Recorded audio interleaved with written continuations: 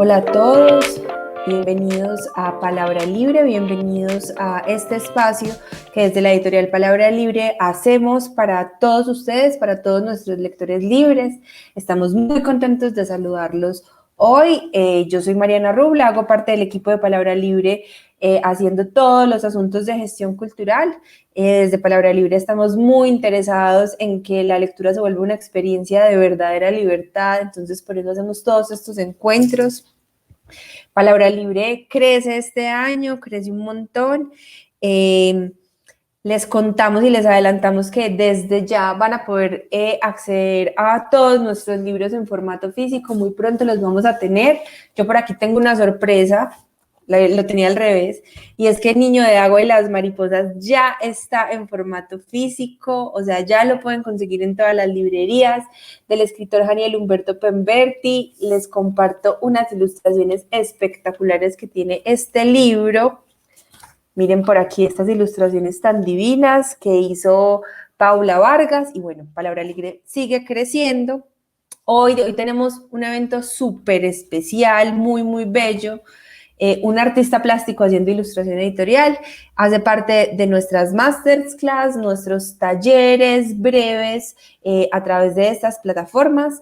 Y estamos con Héctor Prado. Héctor es una persona muy importante para nuestra editorial, porque Héctor es el ilustrador, él es un artista plástico de Colombia, radicado en los Estados Unidos, ha trabajado con HBO, tiene un premio muy importante en todos estos temas. Él ahorita nos va a contar un poco más de su trayectoria, pero es muy importante para la editorial porque Héctor es el ilustrador de En Poder del Enemigo, la última novela de nuestro querido Armando Caicedo.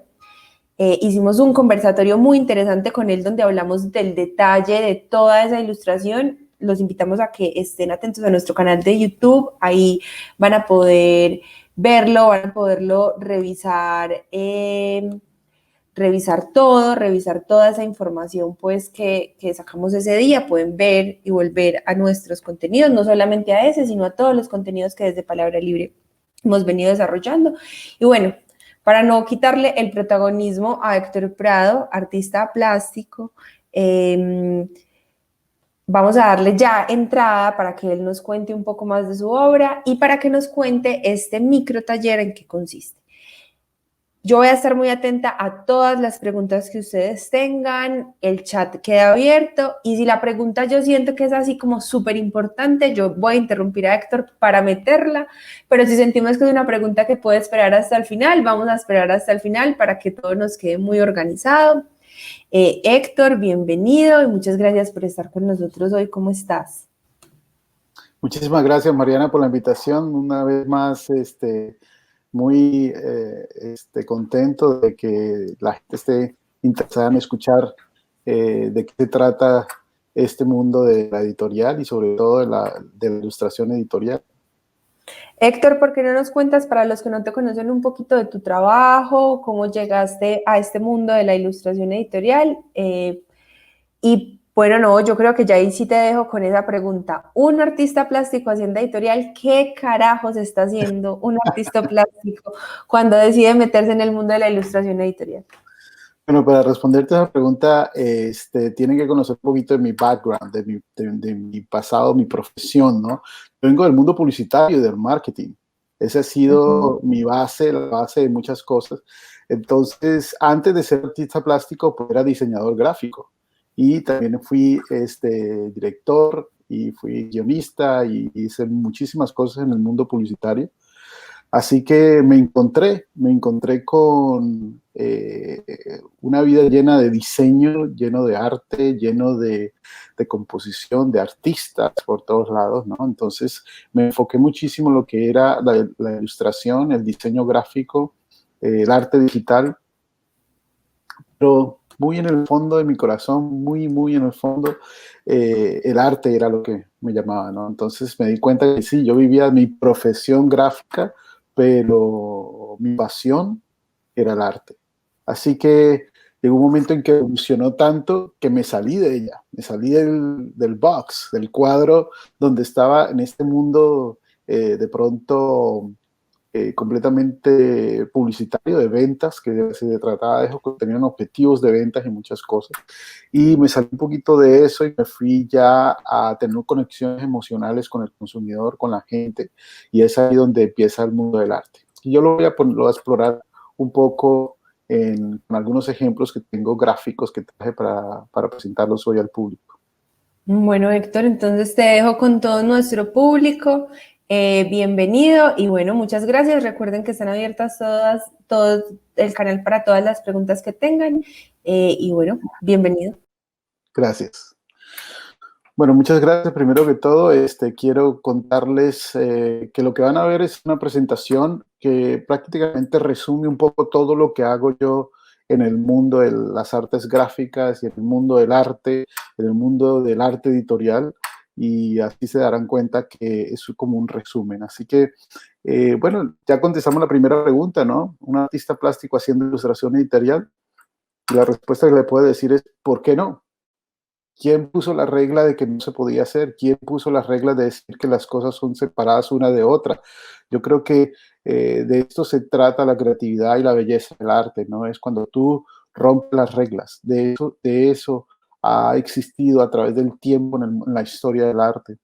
Creo que los más arriesgados, los más atrevidos son aquellos que rompen un poquito los patrones y los estándares establecidos por alguien que puso una regla y esta persona decidió romperla. Bueno, ocurre aquí. No hay reglas que no se puedan romper y la primera es romper la parte editorial, la parte de salir de la parte de arte y moverme a la parte editorial en algunas áreas, ¿no?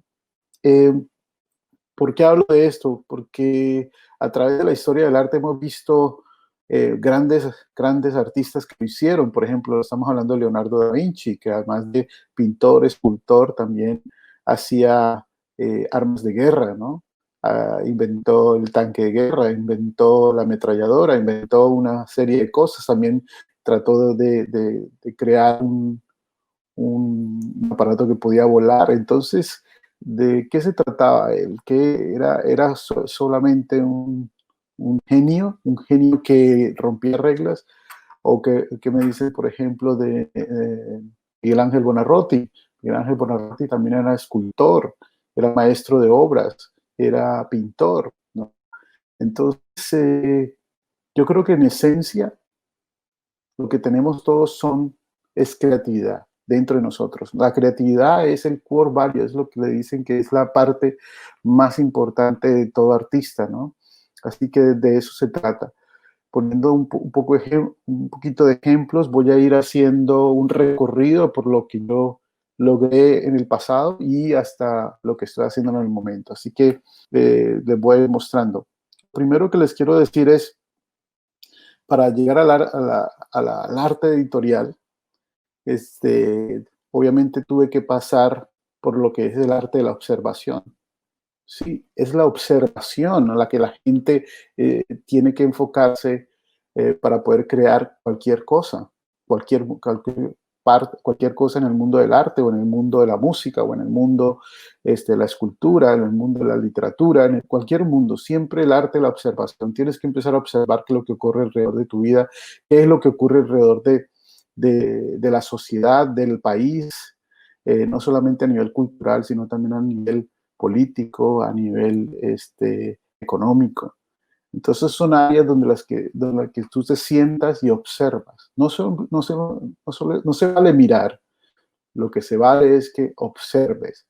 Gústete o no te guste, siempre tienes que traer esa información. Un ejemplo que yo te pongo, en el mundo publicitario, la observación era muy importante para mí. Aquí, por ejemplo, una de las cosas de las cuales a mí me buscaban era porque yo podía ver objetos y verlos de otra forma, de otra manera, ¿no? Entonces, es ahí donde empecé a tener un valor agregado en las artes gráficas, ¿no? Eh, Fui el primero en algo, eso sí es muy importante mencionarlo. Estamos hablando de que eran en los años 80, cuando apenas estaba empezando el Apple Macintosh, y yo llegué a Colombia con un Apple Macintosh. Llegué porque estaba en Panamá estudiando diseño gráfico, regresé a Colombia y vi que todo el mundo hacía las artes y las cosas a mano.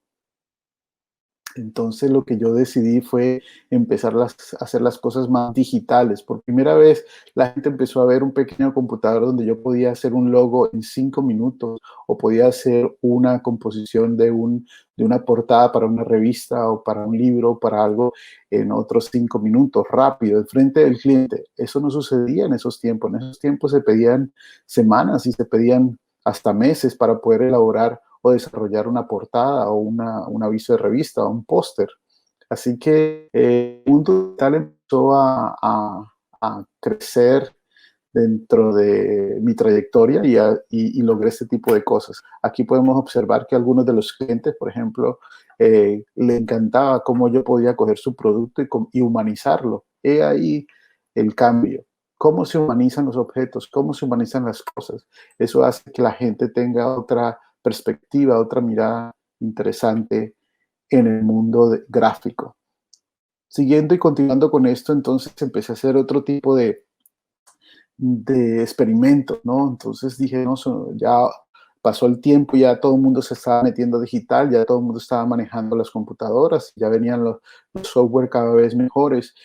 Tomé una decisión importante, dije, ¿y qué tal que ahora que todo el mundo se está metiendo en el mundo digital, en el mundo tecnológico y todo el mundo está manejando software nuevos, qué pasa si me regreso a lo básico y empezar a hacer otra vez los que son las artes gráficas a mano? Y es aquí un póster que ustedes están viendo, está hecho a mano con recortes de revista. Y empecé en el lado derecho, hay una columna donde ustedes pueden ver que sobre un lienzo yo estoy recortando varias revistas y estoy empujando a que se empiece a dar las formas. Estas revistas contenían todos los avisos publicitarios del famoso Volkswagen. Esto fue una comisión para crear el primer póster mundial para Volkswagen, para celebrar los 100 años de este auto maravilloso. Así que simplemente con recortes de revistas empecé a hacer un collage donde se hizo la composición y bueno, ganó, ¿no? Ganó entre muchísimas agencias, propuestas de agencias y fue interesante. Aquí empiezo yo a tener una evolución de diseñador gráfico a artista sin darme cuenta, ¿no? Creo que empecé a expresarme diferente, empecé a buscar no solamente la composición alto por ancho, sino que empiezo a trabajar perspectiva, empiezo a trabajar composiciones un poquito más asimétricas y empecé a irme a otro nivel mucho más artístico y menos diseño gráfico. El siguiente ejemplo fue uno de los ejemplos más importantes que hice en mi carrera. Como pueden ver, son unos pósters que hice para la marca HBO y para lanzar la serie de Pacific de Steven Spielberg. Tuve el privilegio de ser seleccionado directamente por Steven Spielberg para que hiciera y creara estos pósters para Latinoamérica. Estos pósters están hechos a mano, están hechos en carboncillo y lápiz. Simplemente son muy sencillos y lo que traté de capturar a través de la imagen, la gráfica, fue poder dar esa sensación de que es un póster de 1945 en la Segunda Guerra Mundial. Entonces son elementos que empiezan a enriquecer la composición artística, ¿no? Hasta este momento era mi transición entre diseñador gráfico y artista plástico. No lo sabía todavía. Tenía la intención dentro de mi corazón, dentro de mi ser, de llegar a hacerlo, pero aún no me lo creía muchísimo. Pero ocurrió algo muy interesante en una llamada telefónica donde yo estaba en audio conference con el grupo de HBO y escuché algo muy interesante cuando Steven Spielberg dijo, me gusta este trabajo y ¿quién es el artista? A partir de ese día me lo creí. A partir de este día empecé a entender de que sí soy artista y empecé a sacarme los miedos de pasar de ser un profesional artista en el mundo del graphic design o del mundo gráfico y me empecé a mover hacia el mundo artístico, ¿no? Ya tenía la bendición de alguien como Steven Spielberg para moverme hacia adelante, así que todo por ganar y nada por perder. Y aquí fue donde entra algo muy interesante en mi vida. Dijo, ok, le decidí hacer el salto de, de un especialista y un profesional en el mundo gráfico y moverme hacia la parte artística. Así que, ¿qué es lo que primero que hice? Investigar. Me tomé un año sabático completo, renuncié a mi empleo y empecé a hacer una investigación completa por mi propia cuenta de qué es el mundo del arte, entender de historia del arte, entender sobre los grandes maestros, entender las reglas, los estilos y las historias de todos estos artistas en el mundo y cómo cambiaron las vidas, no solo de ellos, sino de todo el mundo. Así que conocí algo, conocí la diferencia que hace el diseño gráfico con respecto al arte. Y es que cuando descubres el arte empiezas a ver poesía. Para graficarlo un poco, aquí les voy a poner algunos ejemplos de lo que es la composición gráfica, donde había diseño gráfico, donde digitalmente ya teníamos toda la tecnología y podía yo manejar y manipular los espacios, ¿no? Donde yo me enfocaba en lo que era la simetría o la asimetría de los elementos, el peso, los volúmenes, la profundidad, la perspectiva o la paleta de colores. Esa era la forma en que yo pensaba en la parte gráfica, en el diseño gráfico, ¿no? Y por qué no en la parte editorial también. Sin embargo, algo sentía dentro de mí era que había mucho más allá en la imagen y en la exploración de la búsqueda, una exploración de encontrar algo que no sabía qué era, pero sabía que me podía ir más allá de la parte digital, de la parte de composición gráfica. Así que hice un cambio y cuando empecé a estudiar y a prepararme, empecé a ver estas cosas. Me di cuenta que los grandes maestros de la antigüedad tenían algo que era maravilloso, que era el golden measure, o sea, la medida divina, una medida que está en el mundo, está en el universo, está en las plantas, está en los árboles, está en las composiciones de las obras de arte, está en la arquitectura, está en tantas cosas que me fui mucho más allá de lo que era las medidas tradicionales de diseño gráfico y empecé a tener medidas un poquito más orgánicas, ¿no? Si ustedes se dan cuenta, por ejemplo, en el ejemplo del lado izquierdo, la composición está prácticamente calculada de tal forma de que el ojo humano puede hacer esos movimientos y esos giros y esos ángulos en que están hechos los personajes, ¿no? Es algo que solamente estudiándolo te das cuenta que es algo divino, algo que se va más allá de nuestro entendimiento, de nuestra lógica, y como por ejemplo lo que ocurre con las flores, lo que ocurre con las plantas, esa composición espacial que sucede, que no viene del caos, sino que viene de una inspiración, de un ser sobrenatural que creo yo podríamos enfatizar en que es el diseñador perfecto. Entonces, eh, creyendo esto, empecé a tener mucho más sensibilidad, empecé a tener muchísimo más conexión emocional con las imágenes y en la composición de imágenes. Así que cuando pude estudiar todo esto, me fui a España, al Museo del Prado, empecé a estudiar a los grandes maestros como Caravaggio, como Vázquez, Rubens, como Vermeer, tantos artistas que empezaron a darle mucho más allá de la imagen, empezaron a dar conexiones emocionales que prácticamente rompieron todo lo aprendido en tantos años de diseño gráfico digital. Entonces,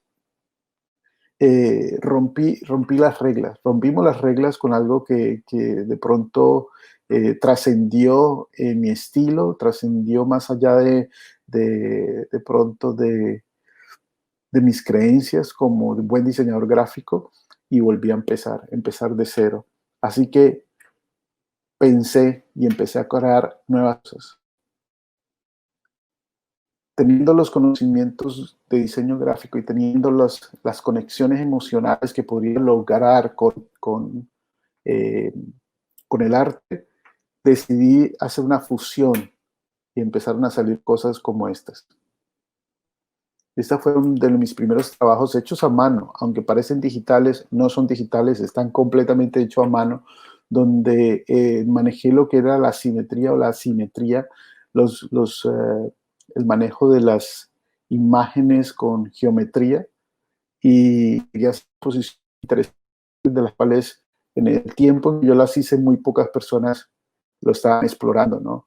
Esto se debía a mis conocimientos digitales en la computadora, en los software, pero también a mis conocimientos en lo que es la composición de la figura humana, la anatomía humana, la composición ósea, la composición muscular, la composición de cultura, porque también empiezas a entender cómo estaba compuesta la cultura alrededor de estos personajes. Y llegué a hacer obras ya enfocadas, obras de arte, que se vendieron en galerías, que se vendieron a buenos inversionistas o buenos coleccionistas. Esta es una obra que es bastante grande y que la gente le gustó muchísimo, ¿no? Entonces, empecé a generar este tipo de ideas, que era como una fusión entre lo que era mi experiencia gráfica con mi nueva experiencia de arte, y seguí explorando. Cuando empecé a explorar me di cuenta de que había mucho más camino por explorar, o sea, valga la redundancia, mucho más camino, y encontré lo que es la parte orgánica. Decidí de pronto salirme de la parte geométrica y empezar a enfocarme en lo que es la composición de la figura humana dentro de un espacio, de pronto con algo de surrealismo, con algo de, de lo que es la composición de la letra. Si se dan cuenta, aún sigo manejando la letra como un elemento clave dentro de mi composición. Podemos hablar, se llama American Dream, y esa idea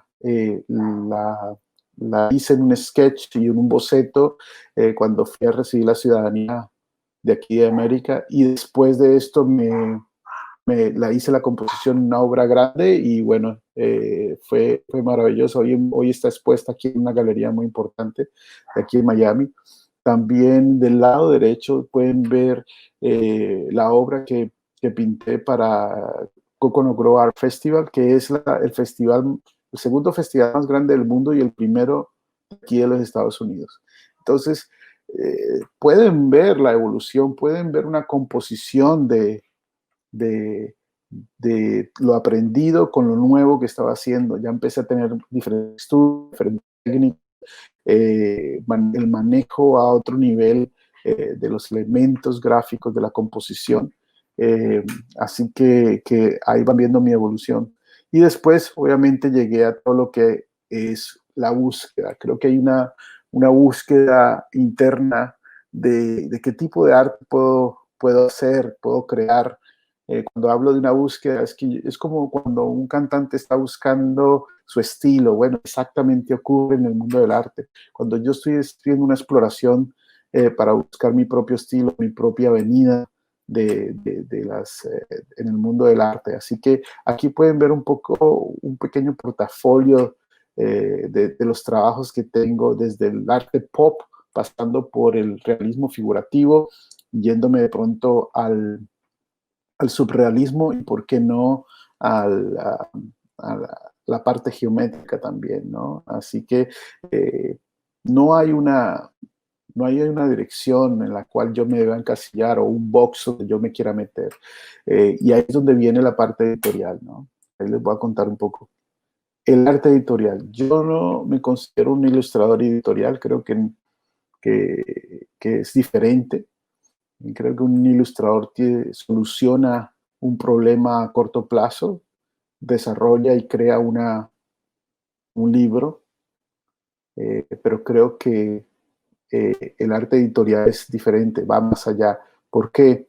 Porque pienso que lo que podemos lograr es que el libro y la imagen trasciendan el tiempo. O sea, ¿cuántas veces no hemos tenido libros que los guardamos y de pronto pasan de generación a generación y pasan a otra generación? Y ese contenido, esa voz del autor y el cover van de la mano. ¿Por qué? Porque cuando tú piensas en un libro que tienes en tu biblioteca, o lo tienes guardado en algún lado, te acuerdas de la imagen de la portada. De eso se trata un poco el arte editorial, trascender con la imagen y con la palabra escrita, no solamente en conocimiento, sino en emociones a través de generaciones, ¿no? Y es ahí la gran diferencia. Aquí voy a poner mi primer libro. El primer libro que hice fue mi primer portafolio, mi primer libro que contenía definitivamente una de las imágenes más icónicas de mi trayectoria artística. Gustó muchísimo. De pronto la pueden ver en mis redes sociales. Creo que coloqué un pequeño video donde empecé a mostrar cómo manejaba yo ese portafolio. Aquí le llaman en Estados Unidos un coffee book, ¿no? Un coffee table book. O sea, es como un libro para la mesa de café o la mesa de noche, donde colocaba todo mi portafolio artístico, pero también mostraba mi trayectoria, mi biografía, mi forma de pensar, mi filosofía de trabajo, ¿no? Y es aquí donde ya hago la transición a otra etapa creativa dentro de mi carrera artística, que es la parte editorial. Creo que tuve la invitación de hacerlo, me gustó, creo que no me gusta solamente estar frente a un lienzo y después de que ese lienzo se vaya a galerías de arte y ahí se cumple el ciclo más o menos de vida de una obra de arte, ¿no? Yo creo que la imagen puede continuar en diferentes formatos. Este es un formato diferente, es un formato que puedo crear, pero también puedo vender en una galería, ¿no? Aquí tengo otro ejemplo de otra portada que hice para un libro para una escritora maravillosa acá, Meg Nocero. Se llama La Vela Farfala. Es un libro maravilloso donde ella me dio el brief, ¿no? Ella me dijo, Héctor, yo quiero que leas mi libro y sientas lo que yo he escrito para poderlo poner en la portada. Cuando yo leí el libro me di cuenta que era una descripción de la vida de ella misma, ¿sí? La que están viendo allí es la misma escritora. Y la forma en que ella ve la vida es hermosa, la forma en que ella eh, piensa, la forma en que siente, la forma en que observa el mundo, es muy lindo, es maravilloso. Entonces, yo creo que cuando traté de hacer portadas diferentes, nada cuadraba hasta que me di cuenta que era la esencia del mismo libro, era ella. Así que antes de pasar a los otros libros, yo les quiero decir, y tomen nota para los que están tomando nota, los 5 elementos importantes, los 5 elementos que se deben tener en cuenta para eh, este, hacer una buena portada de un libro. Te lo digo basado en mi propia experiencia.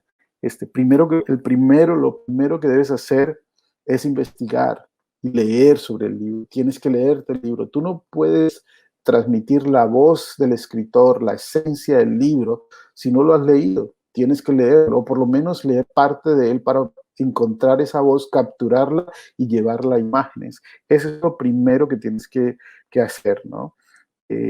Para poder empezar a crear una muy buena portada.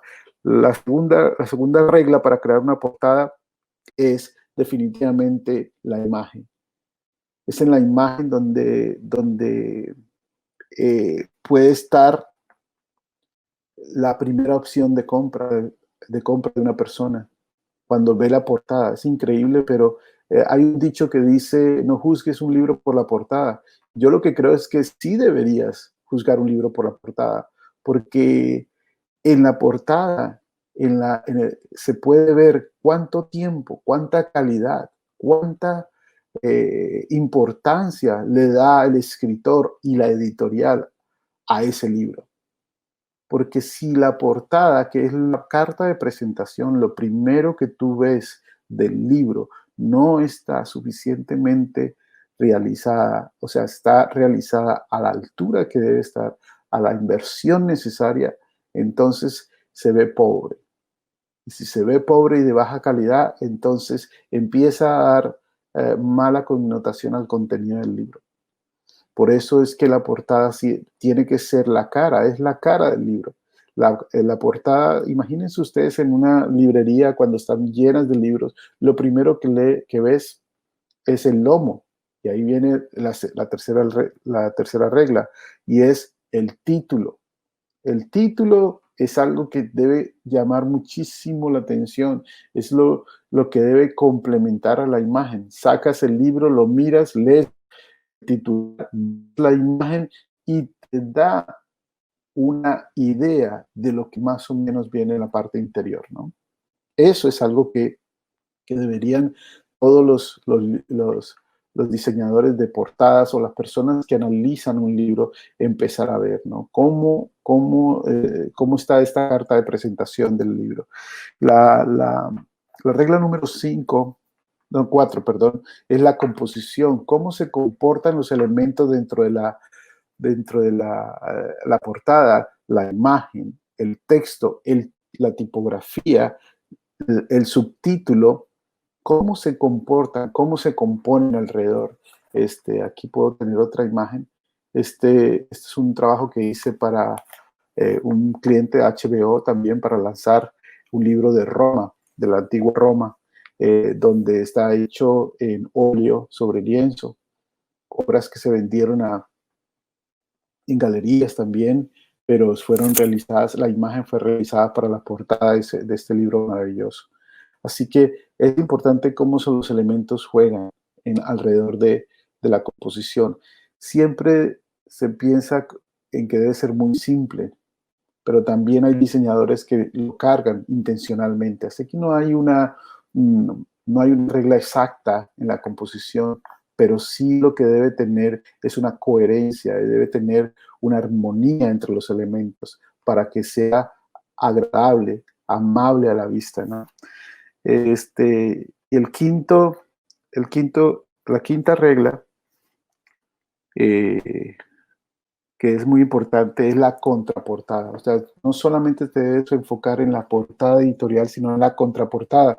¿Por qué? Porque la contraportada empieza a ser algo esencial del libro. Un libro está hecho de todo. Un libro son 360 grados. Tú lo ves por todos lados, pero la contraportada tiene que ir en armonía con la portada. Y la última regla, que yo sé que dije 5, pero a veces saco una de más.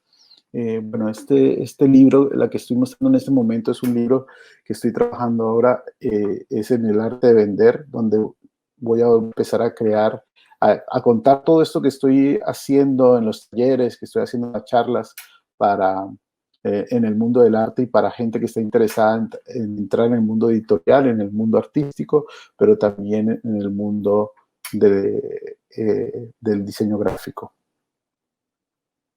Aquí hay un nuevo libro también que estamos trabajando con mi gran amigo Hans Trujillo, un escritor maravilloso. Y como pueden ver aquí rompimos un poquito las reglas de lo que es el libro editorial y el título y otras composiciones que hicimos. Es un libro sobre amor, obviamente, pero que próximamente ustedes lo verán. Este es uno de los 5 libros, así que son buenas noticias. Y aquí termino con uno de los libros que más interesantes que ha hecho. Aquí rompimos las reglas y ese es el punto número 6. Las reglas se hicieron para romperse. ¿Cómo se rompen las reglas? Aquí ustedes están viendo el libro en su totalidad, no solamente la portada, sino el lomo, la contraportada y las dos tapas internas, la cual hace toda una composición.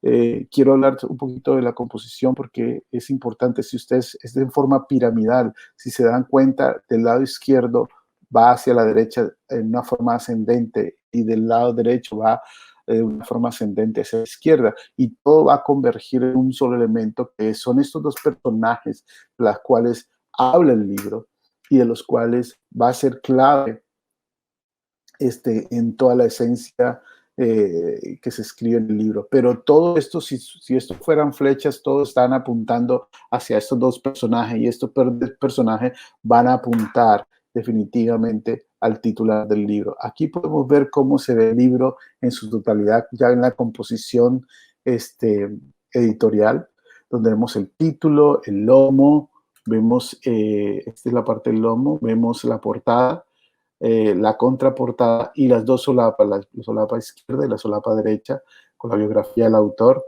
Y podemos ver que es un todo, no es que tú solamente hagas una parte y después le pongas color a la contraportada, no. Tú tienes que generar toda una composición que sea armónica y que sea coherente en cuanto a la armonía de la obra, ¿no? ¿Por qué no le llamo ilustración y por qué sí obras de arte? Bueno, porque la ilustración que ustedes vean acá es una obra de arte en sí sola, ¿no?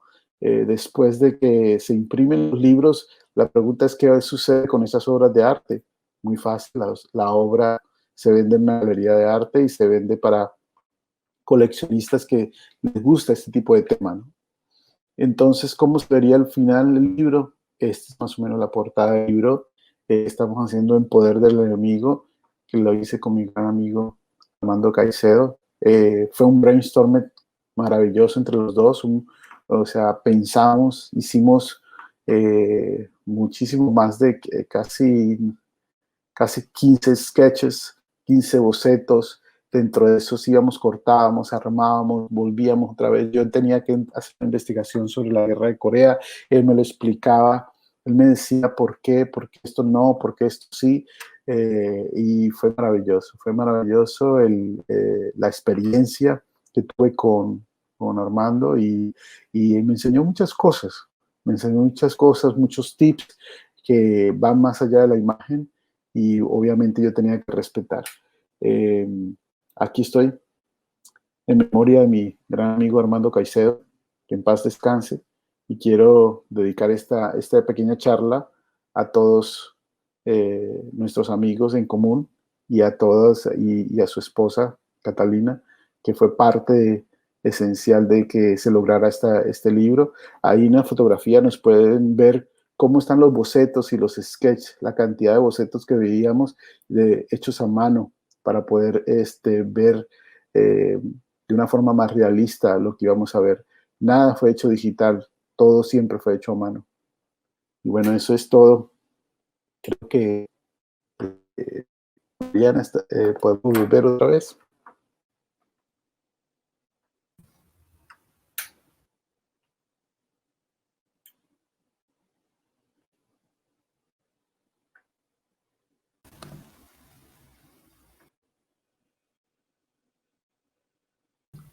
Ya volví, estaba teniendo problemas con mi cámara, pero bueno, ya todo bajo control. Héctor, muchas gracias.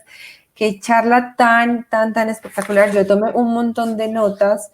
La idea es que después de estos talleres saquemos como unos pequeños tips para que todas las personas que estuvieron escuchándonos hoy puedan seguir tu trabajo y puedan pues seguirse deleitando con todo lo que haces. Hubo muy buenos comentarios. Carolina Giraldo dice, hola, felicidades, eres un gran artista e innovador, admiro todo lo que haces. Me parece muy interesante cuando llegas y nos cuentas cómo el diseño gráfico más haber encontrado la poesía en el arte se convierte en una herramienta. Eso me parece, me quedo con eso, con el arte y su poesía. Por aquí Gloria Janet López Ramírez dice, muy interesante tu carrera y muy motivadora, gracias por compartirla, me gusta mucho tu creatividad, qué orgullo para nuestro país y ciudad. Y Santiago Díaz, de nuestro equipo de Palabra Libre, Santiola, muy buen trabajo Héctor, saludos. Bueno, no, yo creo que no hay muchas preguntas, no hubo muchas preguntas, pero pues estuvimos súper conectados. Héctor, muchas gracias de verdad a todos los que nos siguen y están aquí conectados. Si quieren conversar contigo, si de pronto quieren saber más de tu trabajo, cómo te pueden encontrar, cómo se pueden contactar contigo. Bueno, me pueden contactar a través de las redes sociales, tanto en Instagram como Facebook. Esas son las dos principales que tengo. Me pueden buscar como Prado Artist en inglés, como artista pero sin la A, Prado Artist, en las dos redes sociales. Y también me pueden encontrar en mi página web, que es www.hprado.com.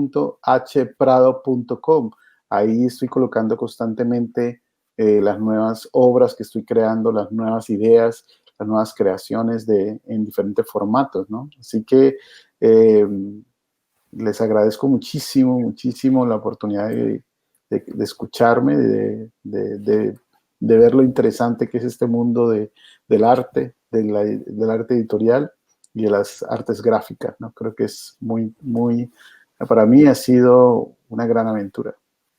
Por aquí tenemos a Hans Trujillo, hablando de él. Es un honor trabajar mi nueva novela con semejante artistazo.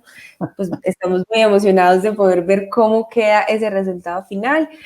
Recuerden que nuestros libros empiezan a estar muy pronto en formatos físicos en todas las librerías, en las diferentes ciudades de Colombia, en Miami. Si de pronto son de algún otro país y quieren conseguirlo, nos pueden escribir. Nuestras redes sociales están abiertas también, @palabralibre, en Twitter, en Instagram, en Facebook y en YouTube. Tenemos un canal de YouTube en donde todo nuestro contenido está quedando almacenado para que lo disfruten en cualquier momento. Los invitamos a estar muy pendientes de Palabra Libre. Pronto vamos a seguir con más eventos virtuales y bueno, muchas gracias por conectarse y bonita noche. Muchísimas gracias a todos. Gracias por la invitación.